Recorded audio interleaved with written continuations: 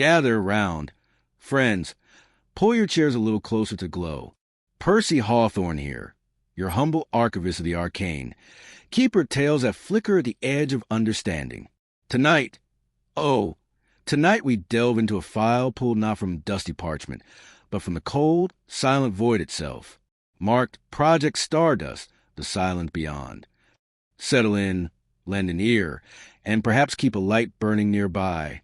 The cosmos, you see, holds libraries far stranger than any I've tended. Our story begins, not with a bang, but with a whisper in the sterile silence of Deep Space Array 7, nestled amidst the high desert scrublands, a place where the sky stretches vast and indifferent. Dr. Eris Thorne, a woman whose brilliance was matched only by her impatience for cosmic silence, hunched over her console. Years listening, years of the hiss and pop of background radiation, the indifferent song of dead stars. Hope, it wears thin out there.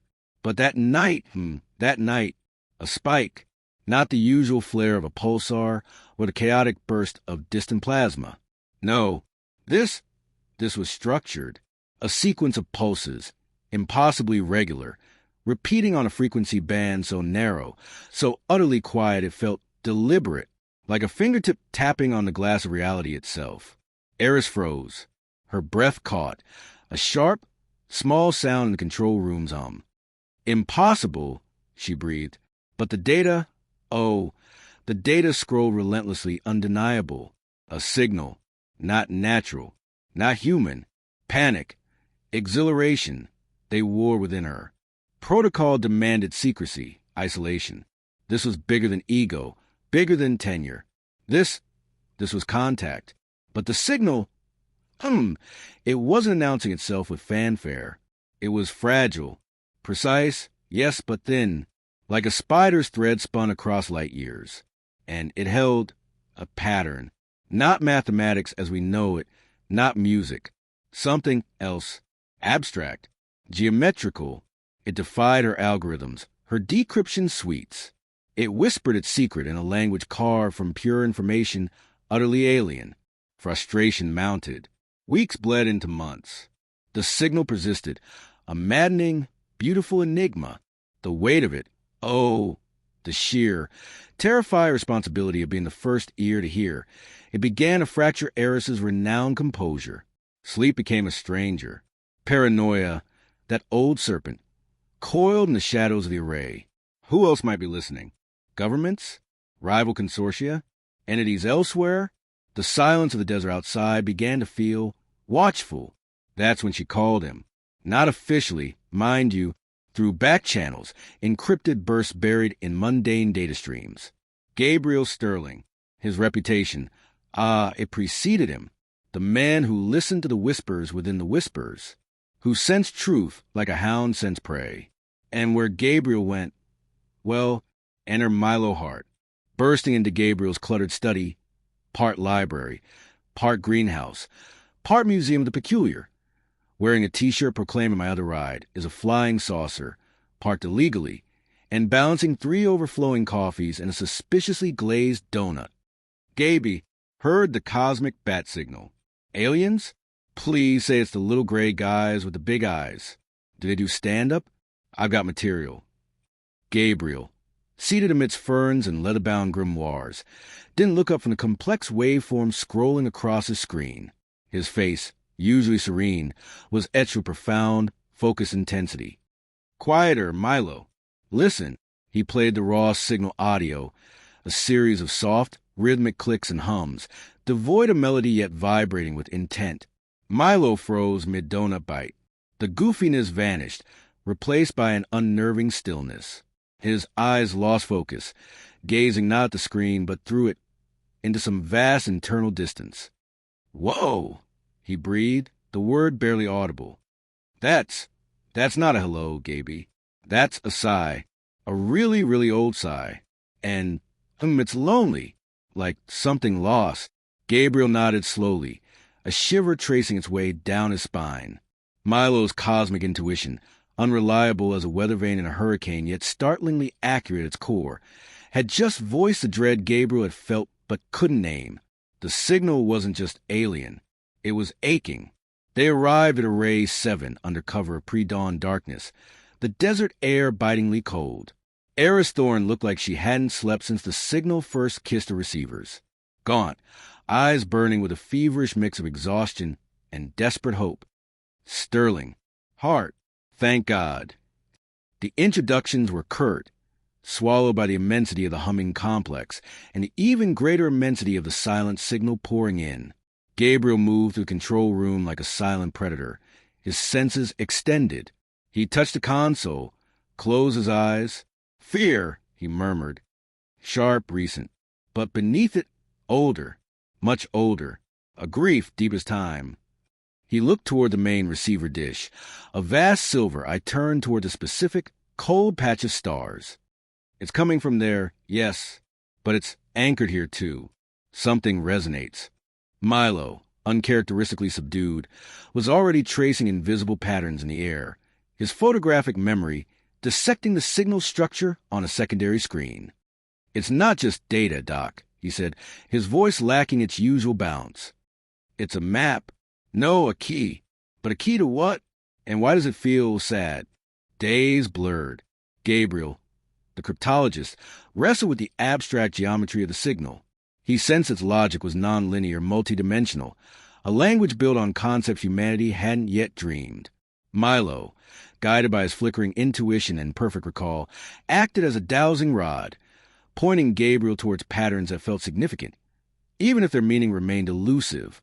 Eris provided the raw computational power, her earlier paranoia momentarily eclipsed by the thrill of the chase. They slept in shifts, ate cold pizza, spoke in hushed tones thick with jargon and speculation. The desert sun beat down.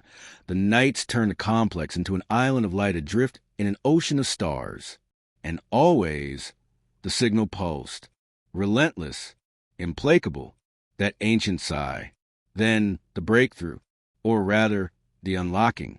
Milo, staring blankly at a complex fractal visualization of the signal, suddenly gasped, a sharp intake of breath that snapped Gabriel and Eris from their screens.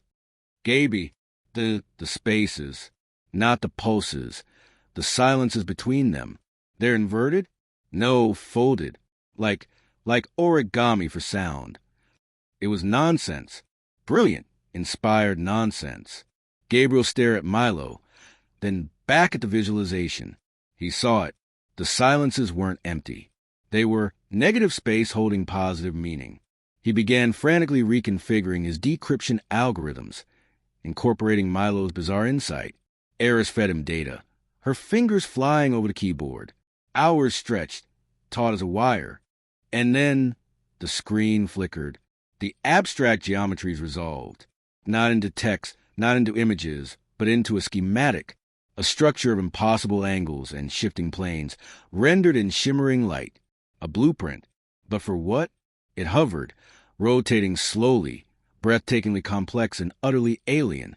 Gabriel felt a wave of profound vertigo wash over him, a sense of scale so vast it threatened to unravel his mind.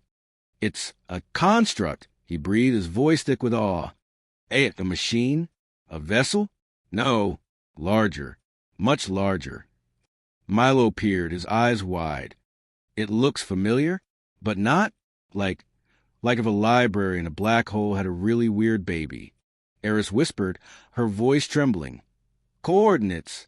It's giving us coordinates. Here, not light years away. Here, in the Kuiper Belt. The implications slammed into them.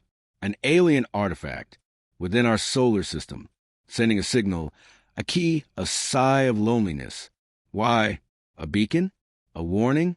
A tomb? The silence in the control room became absolute, thick with the weight of revelation. The vastness of space suddenly felt terrifyingly small. They were not alone, and they had been here, close. Funding, secrecy, resources, they materialized with terrifying speed. The world's powers, smelling the unprecedented, moved mountains. A ship, the Whisper Probe, was retrofitted in record time, crewed by the best and most discreet humanity had to offer. Gabriel and Milo, naturally, were aboard. Gabriel, as the signal's interpreter, Milo, well, as Milo. His unique perception was deemed a necessary risk. Eris remained at Array 7, the anxious mother hen monitoring the signal, now pulsing with an almost eager intensity as the whisper approached the calculated coordinates, far beyond Pluto, in the frozen, silent outskirts. The journey was long, filled with tense anticipation and the oppressive silence of deep space. Gabriel meditated, attuning himself to the signal's subtle emotional resonance, which grew stronger, more complex, layers of that ancient loneliness, yes, but now, a flicker of anticipation or dread. Milo oscillated between manic energy, performing zero-gravity improv for the stoic crew, who remained resolutely unamused, and periods of profound, unsettling stillness, staring out viewports into the infinite black. "It's waiting, Gaby," he'd say quietly, like it's been waiting a long time. And then they arrived. Sensors screamed. Not an asteroid, not a comet, a structure, exactly as the schematic depicted, yet infinitely more awe-inspiring and terrifying in reality. It hung in the void, silhouetted against the starfield, a vast, dark latticework of impossible geometry, angles that defied Euclidean space, surfaces that seemed to drink the light. It wasn't metallic. It seemed carved from solidified shadow and starlight. It radiated silence, a profound, absorbing quiet that dampened even the ship's internal sounds. The crew fell utterly silent, gripped by primal awe. Carefully, guided by the signal now key pulsing from Gabriel's console, the whisper navigated a labyrinthine exterior. It was like threading a needle through a fractal cathedral. Finally, they found it, an aperture, a swirling vortex of darkness that irised open as they approached, accepting the key. The ship slid inside. Darkness, utter, complete. Then light, not from lamps, but emanating from the structure itself. They were in a cavern? A chamber? Words failed. The scale was mind-breaking. Vast pillars of that same shadow starlight stretched upwards into an unseen ceiling, kilometers high. And between them, oh, dear listeners, between them stood shelves. Immense, stretching into the distance, curving with the impossible architecture. But not shelves of books. No, nestled within crystalline niches, glowing with soft internal light, were things. Objects, artifacts, some geometric, some organic-looking, some shifting form before the eye. Thousands, millions, perhaps more. Each unique, each radiating a faint, distinct energy signature. A library. Milo's offhand comment echoed with horrifying, majestic truth. An archive. But an archive of what? Gabriel, suited up, stepped first onto the chamber floor. The gravity felt odd, subjective. His truth sensing exploded. A cacophony of presences. Not alive, not now, but echoes. Profound, imprinted echoes. Whispers of intellects vast and strange. Emotions alien yet piercingly familiar in their core. Joy, despair, curiosity, love, fury. He staggered, overwhelmed. Not knowledge. He gasped with calms, his voice thick with tears he couldn't explain. Experiences, lives, entire civilizations. Preserved, trapped. He reached out, trembling, toward a nearby niche holding a softly pulsing orb of shifting colors. As his gloved finger neared the crystalline cradle, a wave of pure, desolate loneliness washed over him, so intense it stole his breath. The signal sigh. He recoiled. Oh, God, it's a tomb, a mausoleum. Milo, bouncing beside him in his suit, uncharacteristically solemn, pointed a shaky finger. Look, Gaby, up. High above, near the apex of a distant pillar, one niche stood empty. Its cradle was dark, fractured. Something got out. Milo whispered, a new kind of fear dawning in his voice. It was then the whisper probe sensors screamed again, not from the structure, from outside, massive energy signatures, approaching fast, unidentified vessels, designs that mirrored the library's impossible angles, but sharp, aggressive, radiating cold purpose. They hadn't found the library's lonely signal. It had found them, and so had others, the caretakers, the jailers, or something that hunted among the graves of dead stars. Chaos erupted. The Whisper's captain barked orders. Retreat, but the aperture it was sealing. The aggressive ships opened fire. Not lasers, but beams of pure spatial distortion that warped reality around the Whisper. Alarms blared. Hull integrity failing. Gabriel grabbed Milo, pulling him toward a cluster of pillars as debris rained down in the low gravity. The empty niche. Milo yelled, pointing frantically. The thing that got out. What was it? Gabriel didn't know. But his true sensing screamed a warning more profound than the attacking ships. The library itself, it was reacting, defending, or awakening.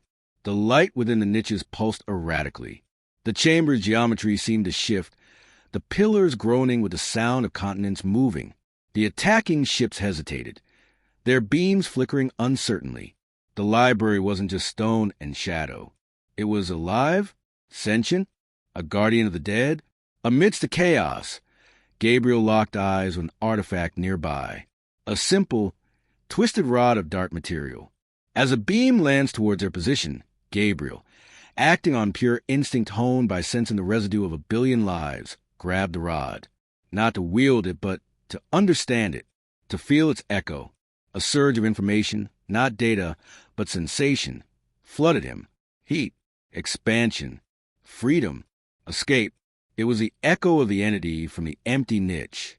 Its desperate flight, and with that understanding, a fragment of the library's purpose slammed into Gabriel's mind. It wasn't just a tomb. It was a sanctuary, a refuge for the last remnants of civilizations facing cosmic extinction events. A final act of preservation. The signal, it wasn't a sigh of loneliness.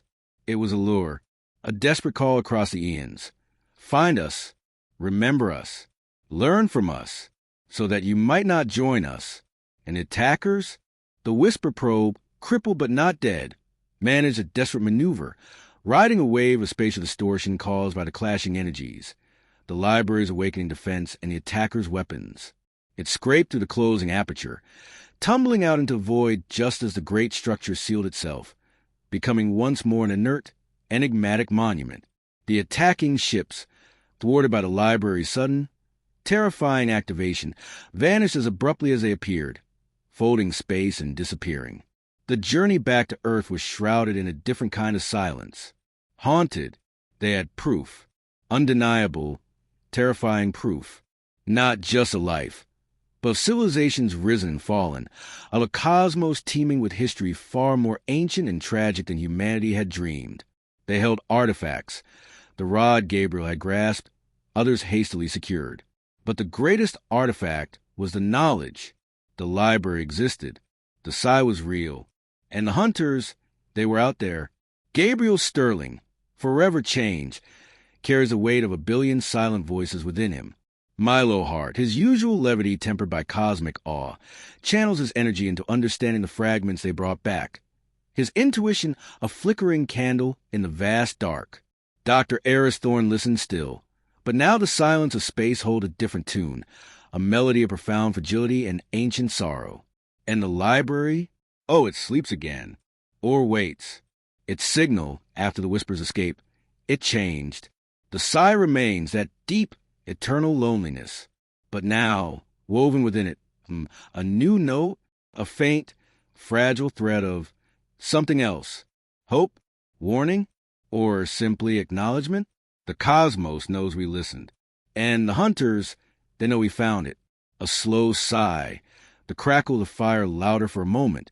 So, the ledger on Project Stardust closes, for now. But remember, friends, as you look up at the night sky, it is not empty. It is an archive, a graveyard, a sanctuary, and perhaps a hunting ground. The silence holds more stories than all the books in all the world. Keep listening, keep wondering, and be mindful of what signals you send echoing back. Percy Hawthorne, signing off, and reminding you the archive of the stars is vast in its quietest entries. Oh, they often speak the loudest. Sleep well if you can.